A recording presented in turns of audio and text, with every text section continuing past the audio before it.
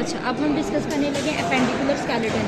तो पहले हमने एक्सल स्केलेटन डिस्कस कर लिया। एपेंडिकुलर स्केलेटन में क्या आती है, हाइंड लिम्ब आती है और फोर लिम्ब आती है। जो हाइंड लिम्ब है ना, उसमें जो फोर लिम्ब है उसको हम विंग्स, वो विंग की फॉर्म में मॉडिफाइड हो जाती है एवियन में, और जो हाइंड लिम्ब है वो मतलब पेल्विक लिम्ब। और अब हम इसके विंग्स को देख लेते हैं कि उसमें क्या स्ट्रक्चर होते हैं, या फिर विंग की बोन्स को देख लेते हैं उसमें क्या क्या है। पहले जो है ना, ये स्कैपुला होती है, ये इस तरह आप इसको इजीली आइडेंटिफाई कर सकते हैं। ये इस तरह बनी हुई है, जैसे ना हमने मैंडिबल पढ़ी थी कि वो इस तरह की होती है, इस तरह ये इसी शक्ल की है स्कैपुला। ये स्कैपुला इसे शोल्डर ब्लेड भी कहते हैं। फिर ये वाला जो है ना, ये कोराकॉइड है। कोराकॉइड जो है इसमें क्या है, इसमें जो ये अगर देखें ना गौर से, ये देखें इसमें जैसे ऐसे होकी होती है ना, ऐसे होकी शेप बन रही है। इस तरह होकी ऐसे होती है ना, इस तरह मतलब ऐसे होकी होती है, ये ऐसे उसकी निकली होती है इस तरह। ये ऐसे गौर से देखें तो ये होकी शेप बन रही है, और नीचे से ना ये ऐसे फ्लैट है कोराकॉइड जो है। अब अगर इसकी क्लेविकल की बात करें ना, इसकी क्लेविकल की एक साइड ये है, ये वाली है। ये दोनों क्लेविकल की दोनों साइड्स आपस में यहाँ पे फ्यूज़ हुई हैं, और इसे क्लेविकल को विशबोन भी कहते हैं या फरक्यूला भी कहते हैं। अगर इसका मैंडिबल के साथ डिफरेंस देखें ना, तो ये देखें मैंडिबल सिर्फ ऐसे है, और ये जो क्लेविकल है ना, ये फ्यूज़ होकर ऐसे आगे को निकली हुई भी है। ठीक है, ये वाली क्लेविकल है और ये वाली मैंडिबल है। ये देखिए, ये वाली मैंडिबल है और ये वाली जो है ये क्लेविकल है। ये क्लेविकल के बाद अब आगे आती है ह्यूमरस।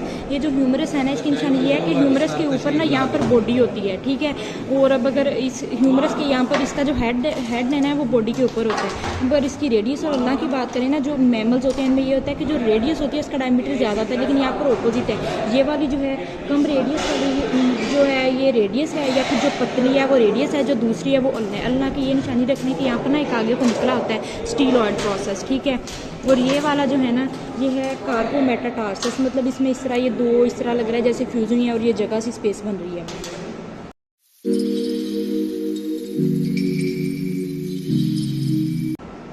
ये अब हम ना हैंड लिम्ब को देखने लगे हैं। हैंड लिम्ब में ये पहले पेल्विक गर्डल आ जाता है। ठीक है, पेल्विक गर्डल में ना ये वाली जो है ये इलियम है, और ये वाली जो मोस्ट क्रेनियल है ना, ये वाली ये इलियम है, और ये वाली ईशियम है, और ये वाली जो है ना ये प्यूबस है। इलियम, ईशियम और प्यूबस। और इसके अंदर जो है ना, ये हमने पढ़ा था सिन सैक्रम होता है। इसमें टोटल 16 वर्टिब्री होती हैं। लास्ट थ्रेसिक वर्टिब्री या फिर 7 thoracic vertebrae, first coccygeal vertebrae, और जो लंबोसैक्रल है वो होती हैं। टोटल 16 वर्टिब्री हो गई। ठीक है, इसके आगे फिर हम देखते हैं इसमें होती है फीमर। यहाँ पर ये वाली जो है ना, ये फीमर है। फीमर की निशानी ये है कि इसमें ना ऐसे जैसे आँख सी आगे को निकली होती है। इसका हेड ना मीडियम साइड पे इस तरह निकला होता है। ये वाला जो है ना, ये पेल्विक गर्डल के साथ इसे एसिटाब्यूलम कहते हैं, या फिर इसे कोटिलाइड कैविटी कहते हैं। यहाँ पर ना हेड, फीमर का जो हेड है ऐसे ऐसे आर्टिकुलेट कर रहा होता है। ठीक है, फीमर की निशानी ये है कि इसमें हेड निकला होता है। अब हम इसको ह्यूमर से कैसे डिफ्रेंशिएट करेंगे। इसकी यहाँ पर मिडिल साइड पे हेड निकला है या फिर आँख से निकली है। ये जो ह्यूमरस है ना, ह्यूमरस के ऊपर जो हेड है ना, ऐसे ब्रॉड से है, बॉडी के ऊपर इस तरह हेड है। ठीक है, फिर अब हम आगे टिबिया और फिबुला की बात करने लगे हैं। फिर इसमें जो ये वाली जो है ना, इसमें टिबिया फिबुला की निशानी है कि जो टिबिया होती है ना वो बड़ी होती है ऐसे। ये वाली जो है ये टिबिया है, और जो छोटी है ये फिबुला है। छोटी सी है, ये इजीली आइडेंटिफाई कर लेंगे।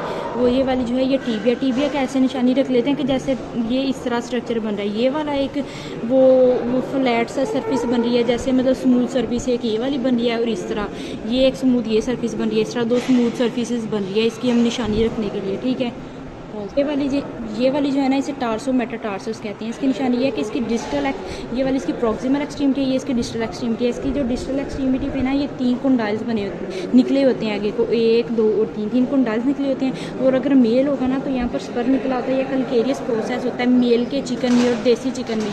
क्यों होता है, क्योंकि जो होते हैं ना पहले ये डोमेस्टिक मतलब ये वाइल्ड एनिमल से ये अपनी सर्वाइवल के लिए, कि सर्वाइवल ऑफ फिटनेस नेचर, उसके लिए ना ये इनके पास नेचर की तरफ से था। क्योंकि इससे जो ज़्यादा फिट होता था वो आगे उसकी जनरेशन चलती थी। ये मतलब उनको वो जनरेशन चलाने में हेल्प करता है। ठीक है, ये मेल देसी चिकन में होता है। इसे क्या कहती हैं, स्पर या फिर कैलकेरियस प्रोसेस। और ये फीमेल में एब्सेंट होता है। और आजकल जो ब्रॉयलर्स आ रहे हैं ना, उनमें भी ये एब्सेंट होता है, क्योंकि अब वो डोमेस्टिकेशन की तरफ चले गए हैं, वाइल्डनेस से। That's it.